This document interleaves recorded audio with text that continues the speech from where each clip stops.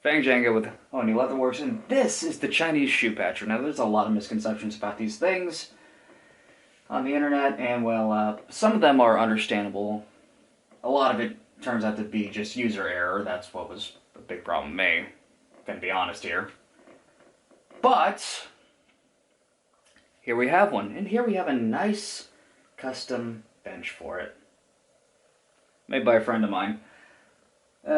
But anyways, we're going to talk about this thing and what makes it great, what makes it not so great, and how my experience with this thing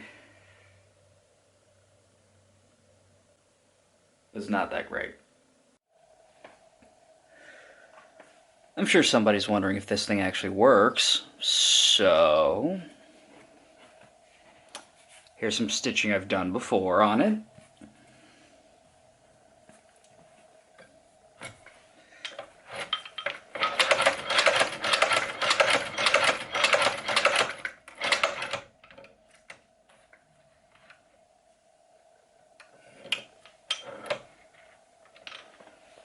Where'd I put my scissors?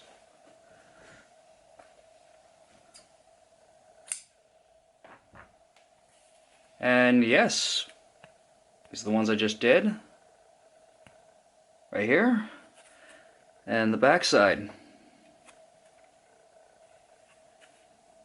Wow, that actually came out better than it normally does. So a little history on this machine. A lot of people seem to think that this is based off the Singer 29K, and that is actually false. These machines are based off an old Bantam sewing machine from the 1880s, and I believe the story was, and not entirely sure, that they'd use these in mines, so, you know, somebody fucks up their shoes or whatever, whatnot. Oh, just get a spare piece of leather, patched up, yeah, you're fine. And this kind of machine, yeah, I could see it doing incredibly well inside of a mine. Like somebody, you go into a mine, you got a little shoebox area on the side, bring the guy your shoe, wait 10 minutes. Oh, it's fixed. Okay. But yeah, you can get Chinese clones of 29Ks if you want to upgrade. They're like $600. A couple companies make them. There's one company I can think of that will actually put your name on them. So there's that. And substantially more impressive than this hunk of junk right here. And I don't even think you need to put too much work into those. But you don't really see too many videos on those that aren't from China advertising, hey, buy our machine. Instead you see a whole bunch of YouTubers with these for, well, you know, the price point. I mean, I could buy one of these fresh out the batch with any McDonald's paycheck. And seeing as though the job I currently have, before, well, I launch the company completely sometime in the near future, I could buy like 4 of these. Yeah. 4 of these and still have enough money for gas and all the other expenses. But, yeah, a lot of people think it's a Singer 29K. It's not. But, which leads to another thing. If you go to YouTube and you look up Chinese cobbler, it's one of those traditions that you see in China. You'll see a bunch of guys on the streets with these machines, fixing shoes, bags, all that other fun stuff. Yeah, it's interesting. Totally not what I expected to actually see. I thought, like, when I first saw this thing, I thought it was just one of those things that you would not... I didn't think it'd have a history attached to it. If it's good enough for some guy who's hanging out on the street just, you know, working on random shoes and bags, then, well, should be good for any American leather worker.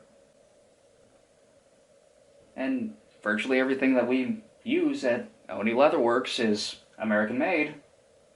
It's pretty much just the thread and this machine that isn't American, and the thread that we use is Rita machine thread, and that shit's expensive. Okay, so the things that this thing came with 2 of these handy dandy bobbins, and to me that's low because of just the amount of stuff of these things you're gonna go through. Holy crap! So I wound up buying a whole bunch of them. Also made a couple modifications to these just to make things easier on me. You see that hole drilled into it? My idea. And I'll show you that in another video. Came with bobbin shuttles, 2 of them, one with a tensioner, one without. And I'm going to talk about those in another video. And guess what? They also came out incredibly rough. You see all that nastiness right there, the blackness? Yeah, that was the whole thing. And you see I got it polished to a nice mirror sheen now. On most parts. The inside is where you really want to pay attention to these things. Also came with 2 bobbin shuttle carriers, and this one broke. Yeah, got the gear right here for it. This thing sat for about a month just collecting dust simply because I did not want to fuck with it after breaking this. Now here's a first. Here's something that seems to be just a me thing. Mine came with a screwdriver. That was awesome. Mine came with a screwdriver. Other people's, well, they did not. And of course, mine came with 1 tensioner. Most of them come with 2. And can't remember the exact name of the part. An extra arm, which is this particular part right up here, which allows the camming action of everything that's going on here. But now you see this little fun thing right here. It's a threader. Most of these come with them. Mine did not. Now because of this handy dandy stand that I got here, because the actual stand it came with is absolutely dreadful, and I'm going to talk about that here in a minute, I wound up having to get one of these. Correction, I had to borrow one of these from my dad. Just so I could fix when this shuttle carrier broke on me. Very, very simple machine. Now, I know someone's going to talk about, oh, shouldn't it come with a bobbin threader? Yeah, it did, and this thing is a piece of utter garbage. I wouldn't wish the use of this thing on my worst enemy, and I've got a few of those. It's crap. The bobbins don't stay on, which I'm sure a little bit of work with a Dremel could alleviate that. But I feel like it needs to be a little bit longer for it to properly work. You can just see how rough it is. All it is a screw with a couple bolts and washers on it, which is simple and would work, but it's not long enough. So there's going to be a couple mods made to that. Alright. See, what else should I talk about? Oh, the stand. Oh, this stand here that I got, that was aftermarket. Really all it comes with is one small little stick that pops up, and that's where you got your thing.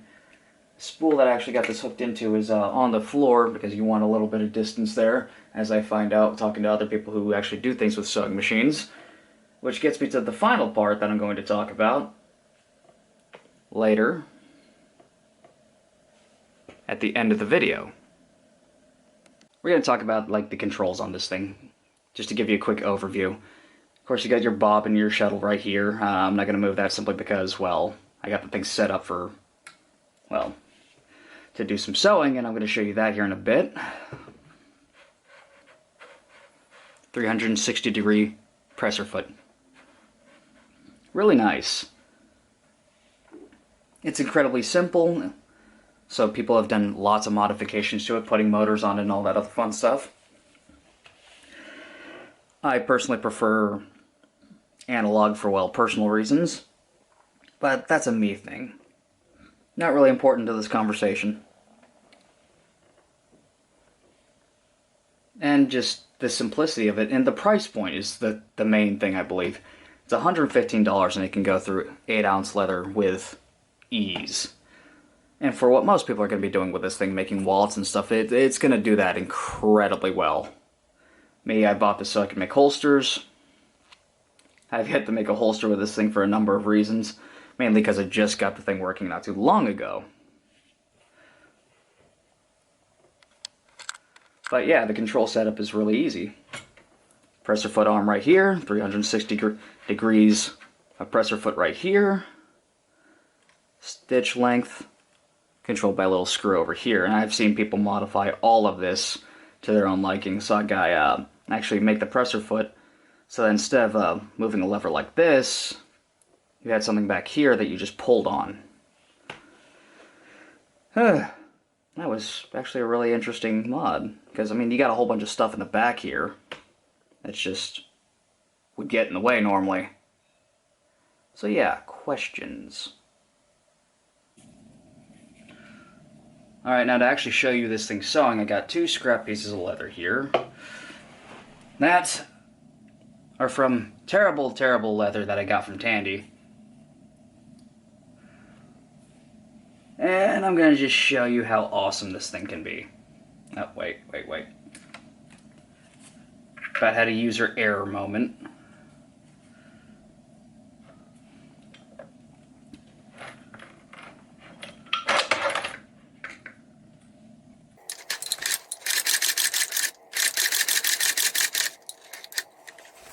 Now, one thing that I do recommend is that if you're going to move the piece, you lift the presser foot up first. You don't move it while the presser foot's down, because that will rip up the stitching that's underneath.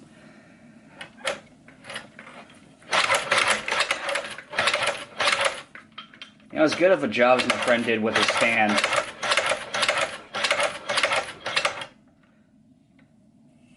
I designed it poorly. He built it to my specs, which were terrible.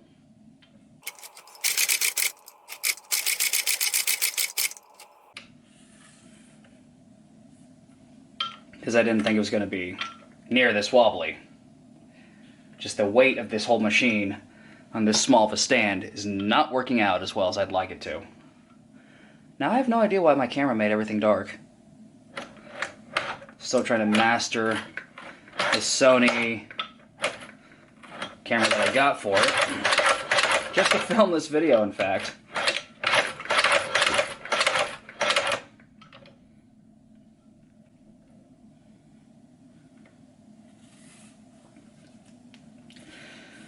Now, backstitching, that is a fun one. Now, when you want to backstitch with these machines, tip, do not put it in reverse. You will bind the machine up. Instead, clonk that motherfucker down. Realign everything.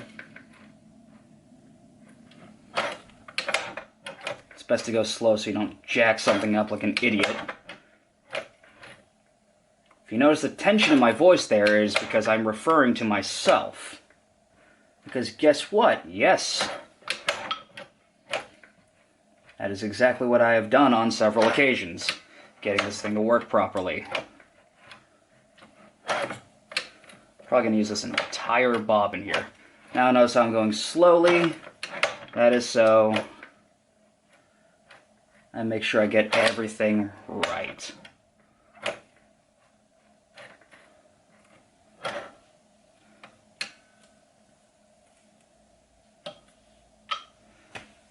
Let's mark that real quick.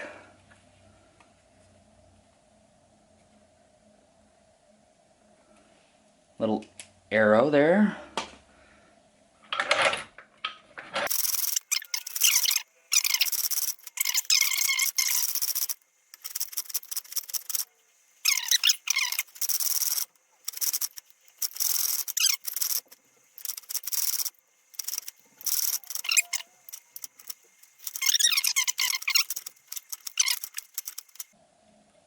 Alright, that is it for this particular project.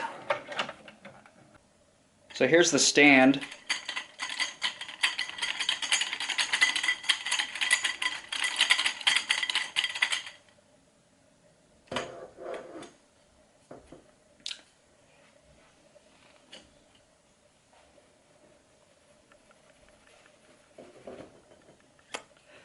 If you can't see why that's a problem, then maybe this is not the craft for you. But as much as this thing wobbles, this particular stand that I got made, this thing was worse, and it was a safety hazard because it would always tilt like that. This base right here, I feel like you could improve this quite a bit by first tossing these in the trash and then building upon this. It's freaking garbage. Get a different one. Build your own. Have a friend that knows woodworking do it.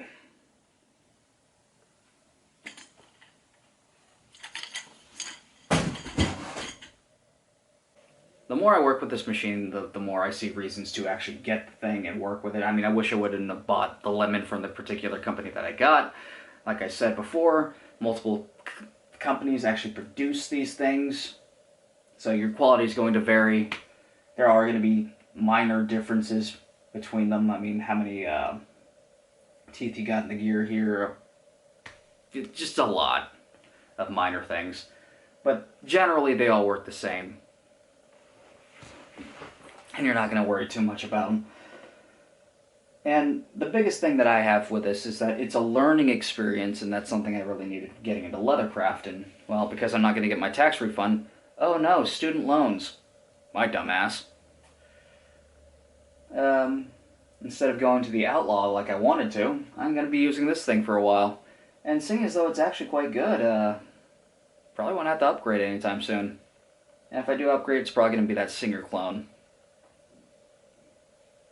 But this thing, oh yeah, well worth the money. And if you do buy one of these things and you can't get it to run, it works wonders as a hole puncher. Before I actually got the run, I actually used it as a hole puncher for a bit on several of my projects. And yeah, I mean, it's so much faster than getting the stitching chisel. I'm like, pff, pff, pff. And it's quieter too, so I don't have to worry about waking up anybody in any other rooms because, well, I work 4 to 10 o'clock, sometimes 4 to midnight. Well, actually, 3 days a week, 4 to midnight. And I don't want to wake up the family because I can't do my leatherworking in the morning because my sleep schedule's all kinds of jacked up. But this machine, you can't go wrong with it. That's all I got to say about it. Well worth the moolah, in my opinion. And as such, you should buy it. It's a great learning experience. Yeah. Anyways, this is Fang Django with Oni Leatherworks. I have 2 channels. I will link them down below. Have a great evening.